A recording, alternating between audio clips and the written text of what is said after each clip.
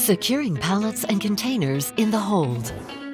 In the hold, the setup of latches requires rigor. It can be tempting to leave a container in position while a latch is defective or not raised. Loads that are improperly secured can come loose during the flight.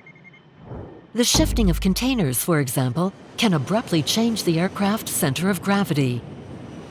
During critical flight phases, such as takeoff or landing, the crew risks losing the aircraft control. Locking defects frequently occur. Among the numerous incidents identified on this matter in France in 2017, more than 20 were felt by the crews, 3 of which had a real impact on the conduct of the flight. In the most serious cases, the shifting in center of gravity can lead an aircraft to stall, as for this B-747 in 2013. 3 reflexes help to avoid such situations. Systematically raise all latches.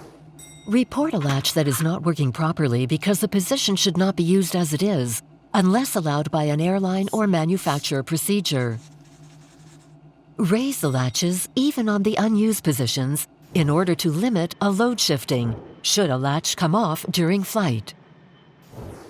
Lay the ground for a safe flight.